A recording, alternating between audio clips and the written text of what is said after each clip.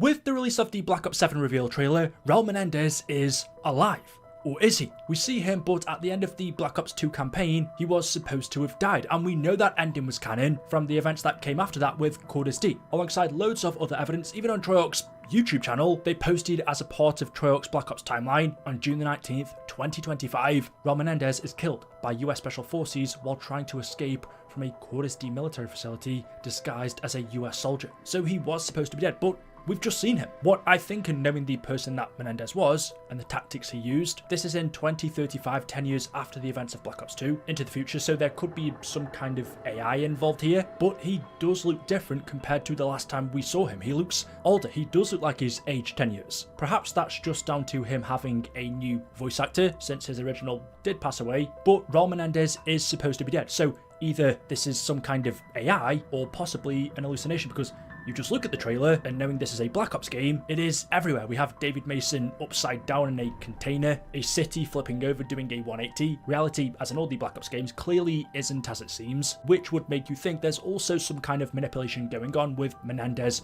as well. And if you just read the description that Treyarch have given us for Black Ops 7, they said they are bringing players to the most mind-bending Black Ops ever. The year is 2035 and the world is on the brink of chaos, ravaged by a violent conflict and psychological warfare following the events of Black Ops 2 and Black Ops 6. Wielding cutting-edge technology, David Mason and his team must fight back against a manipulative enemy who weaponizes fear above all else. So perhaps what we're seeing here is this new manipulative enemy weaponizing David's fear by showing him a video of Menendez, even though he is dead. And if you listen closely to the trailer, you can hear the words, "I see you, I watched you die."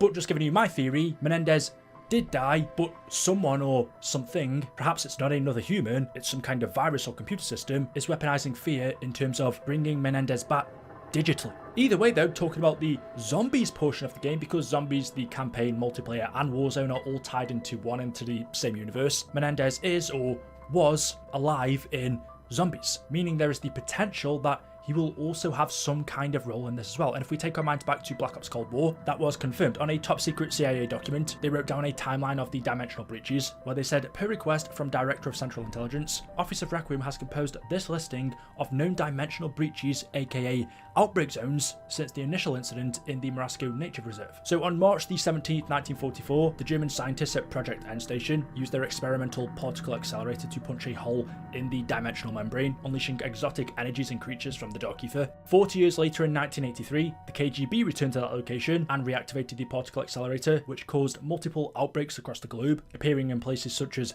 Baku in Azerbaijan. An outbreak zone appeared in Hanover, West Germany. There was one in Vietnam, and on January the 11th, 1984, an outbreak zone appeared at the Menendez cartel cocaine processing site in rural Nicaragua. And well, in the multiplayer map Cartel, which was where Menendez was based, this was an MP map that was also turned into an Onslaught map, which, just in case you don't know, was basically where you could play the zombies mode on all of the MP maps, and within all of them you could collect 3 pieces of intel that would tell you its lore. 3 documents that you can find in the Cartel map speak about the outbreak here. The first letter was dated January the 12th, which was just one day after the outbreak occurred here, and it said, "Querida Madre, I know you have not wanted to hear from me ever since Manuel and I started working for the cartel, and I have tried to respect that decision. But something has happened out here, something terrible, and if I do not warn you, I would truly be as bad as you think I am. It began this morning. I was at the airstrip helping to load a cargo plane. Raul Menendez himself was there, so his sicarios set up a checkpoint in case the gringos who murdered his family tried to interfere. I was driving a forklift out of the warehouse when a strange sound rose up all around us, almost like a human scream. The sicarios grabbed their guns, thinking it was a raid. Instead, the area around the checkpoint cracked like lightning, and I swear it looked as if the air itself was somehow splitting open. Mama, this will be hard to believe, but all I can do is tell you what I saw. The men nearest to the rip in the air staggered and fell. They looked withered, like corpses left out in the sun. Even so, they all got up and walked towards the rest of us, dropping their weapons as if they did not even know what they held. Some of the other workers ran to help them. The sicarios attacked them with their hands and teeth. I saw one tear a man's throat out. All the while, that rip in the air stayed open. For all I know, it's still there. Manuel was not present for any of this. He was back at the cartel's main camp. He always told me to show loyalty and courage around Raul,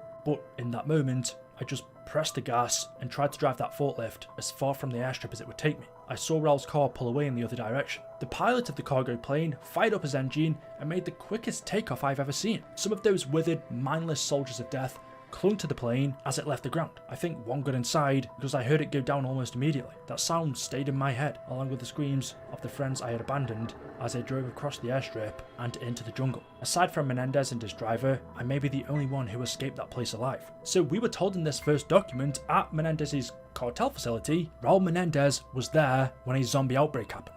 A rip appeared in the air, the sicarios near to it became infected and started attacking everyone, and Raul quickly got in his car and his driver took him out of there. So he was at the scene, witnessing the undead, and managed to escape, as did George. In George's second letter to his mother, he describes the cartel's battle against these soldiers of the dead. He wrote, "I left the forklift at the tree line and ran up the hill that overlooks the airstrip. I could hear gunshots the whole time, growing less frequent. By the time I reached the top, anyone who understood how to shoot a gun was already dead. The soldiers of death now feasting on the corpses of my co-workers." I have always been afraid of Menendez's sicarios, even after Manuel joined their ranks, but they were still men who could be reasoned with or paid off. Now they are mindless beasts who never knew mercy to begin with. When I arrived, they were already fortifying the place. I nearly got shot as I walked out to the jungle, but they lowered their guns when I waved and called out. I started to tell them what had happened at the airstrip, but they said it was happening at all of the camps in the area. Senior Raul ordered us to shoot on sight anyone infected by the same withering condition that turned his bodyguards into mindless cannibals. Then he went to call in a favour from his contacts overseas. No one could tell me where Manuel was. I slipped away and went to a place in the jungle where he buried some money he never told El Jeff about.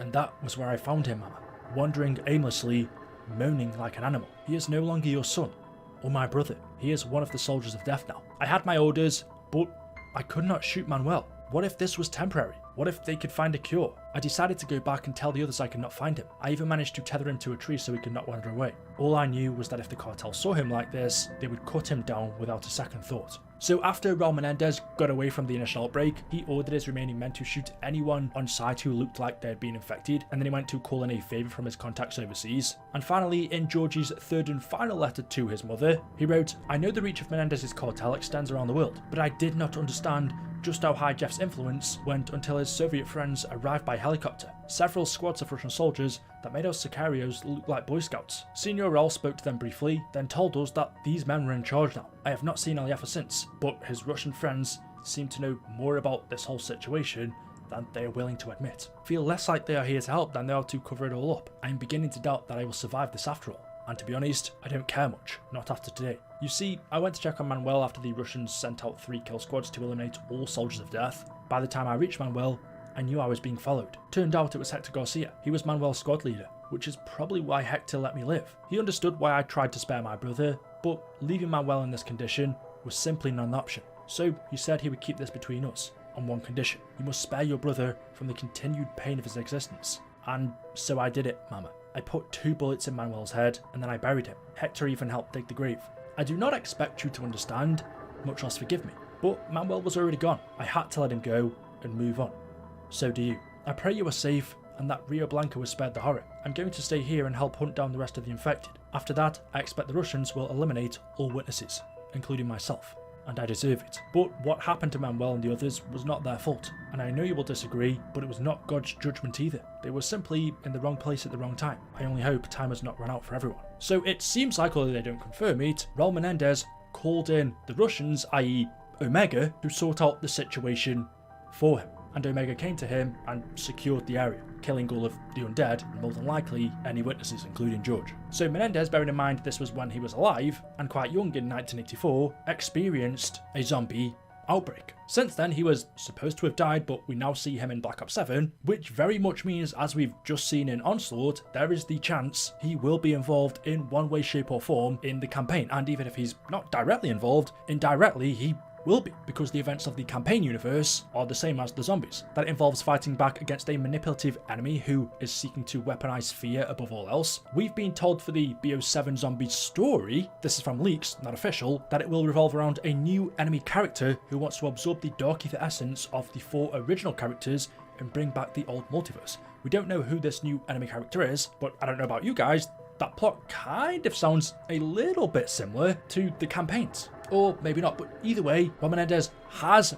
been involved directly in the zombie story, and there's the chance, even if it's a little document or cipher somewhere in a map, he's in zombies as well. How funny would it be if, because he did die in 2025, he ended up coming back as a zombie in 2035 for BO7 zombies? Anyway, there we go. This was something I totally forgot about until I saw someone over on Twitter by CodLawFacts mention it, when it just reminded me of this situation, and seeing that Raul is back in some way, shape or form, I thought it'd be cool to go back and remind ourselves that this was an actual thing. So yeah, drop a like rating if you've enjoyed, make sure you're subscribed to the channel to stay up to date with the latest content, and I will see you all in the next video. Until then, goodbye.